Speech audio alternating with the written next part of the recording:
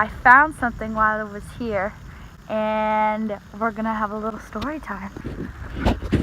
Okay, so last summer, my brother and I came up here and we found a Ouija board. My mom was telling us, don't play with it, don't play with it, whatever. So, we went to go. I told him I didn't want to go to the cemetery because that's one of the rules. Like, I was willing to play with the Ouija board, but I wanted to follow the rules. So we went to the side of the house and we were just sitting there, you know, doing the thing.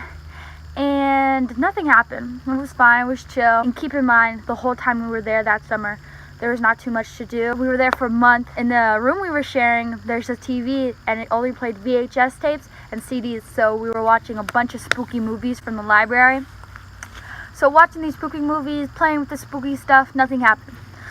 However, we're gonna build up to why I think I'm cursed.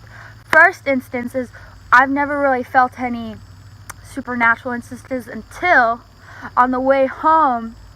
We drove home from New York to Texas.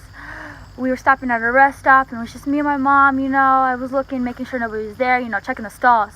Nothing's there. Go to the bathroom, wash my hands. And I'm just like, why is there this jingling? Like somebody's trying to get the toilet paper out. And I'm drying my hands and my mom's like, Jaren. I'm like, what's up? And she was like, oh, never mind. And I was like, what? What's wrong? She's like, oh, I just wanted you to stop jingling that thing. And I was like,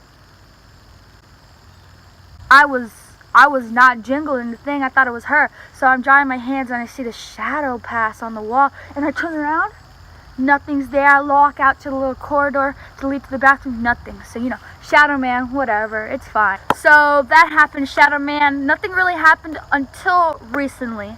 Now, I think it's because we realized, we've been saying that we have a heightened sense of clairvoyance and we've been hanging out with each other a lot. So I think, the spirit world is unhappy.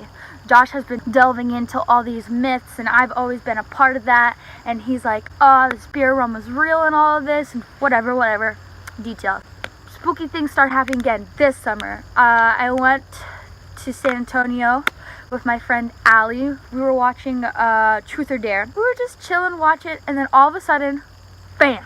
The alarm clock goes off. Not just like like the radio on the alarm clock. Now that shouldn't have happened at all because it was off, nothing was happening. It took like a good 30 minutes for that to happen. So if it was going to happen, it would have happened in like the first like minute of it, you know? But no, it happened like during a spooky part too.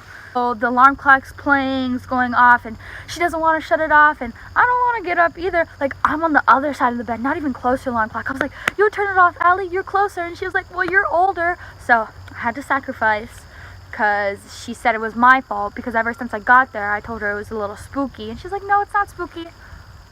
That was the one big thing. Then I went camping with Josh and my friend Diavion, and first night was good. I really think Diavion was a good luck charm because she is not fazed by anything spooky. I would tell her, oh, your house is a little spooky, you know? And she was like, she said she thought about it for a second when I left. I guess she was in bed. She thought it for a second, and then she was spooked for like a second. Believe that. And she said, no, I'm blessed, and went to bed. Like, she's just, she's a good luck charm. So the first day, we were there for 3 days, 2 nights. So the first day, nothing too spooky. Cooked, made a fire, you know. It was dark, it's camping. Second night though, we got some access to some internet and pulled up some spooky stories. The issue was our savior Diavion, like our the one in charge of keeping us safe, because she's got that good relationship with the Lord. She started getting spooked, I guess. I don't know what happened. She said if we started getting spooked, she's gonna get started getting spooked, and we were getting literally spooked. So we go into the tent, put out the fire, everything. We finished the spooky stories in the tent.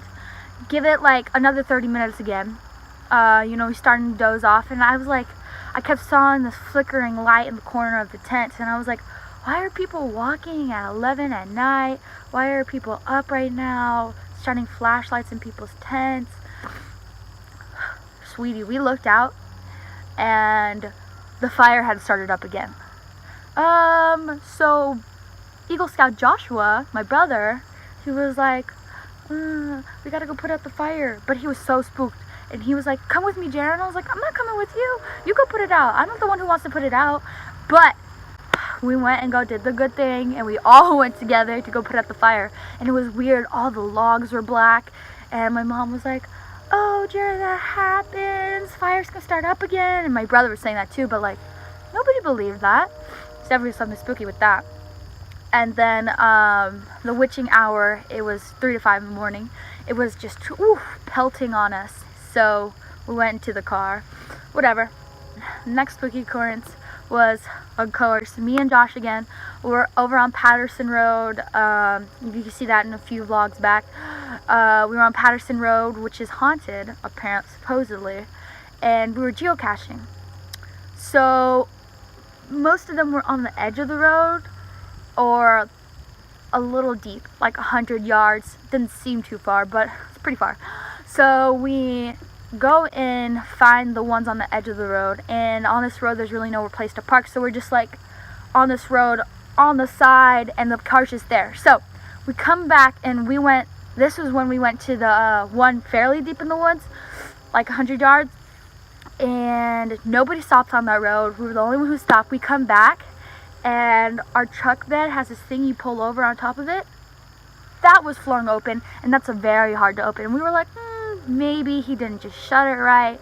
So that was, we were like a little spooked by that, because it's really hard to do that. And if it was going to happen, we would have known when we first got out, not when we came back. Whatever.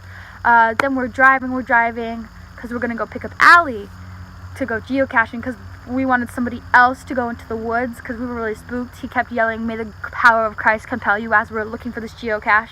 And he's like running into spider webs almost, and I'm just follow me. I've got a giant stick in my hand waving around the cobwebs. But anyway, so we're driving to go pick up Allie, and the glove compartment pops open. At no point in my life has a glove compartment ever popped open, unless it was full. My thing's full of gas receipts, okay? It's not full. So that was kind of spooky. And it all came full circle. I kept telling people I was cursed, and I was like,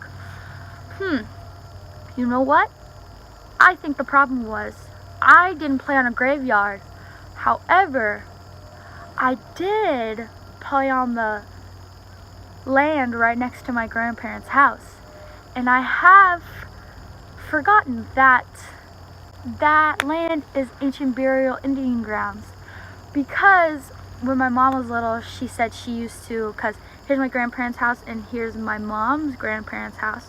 They're right next to each other. Somebody else lives there now, but she said when she was little, she woke up one time and there was a ghost standing up above her, and she thought it was Jesus. He was walking around because he was, I don't know.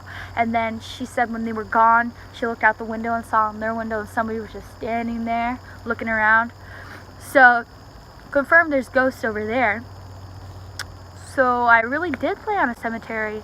And like right now, nothing spooky has been going on, but that's because I haven't really been inviting that in. But right now I'm coming back around. I was talking to my aunt about star children and all of this stuff. So, I mean, we'll see. So, we'll find out. Right now, things are good. But, yeah. So, I hope you enjoyed the video.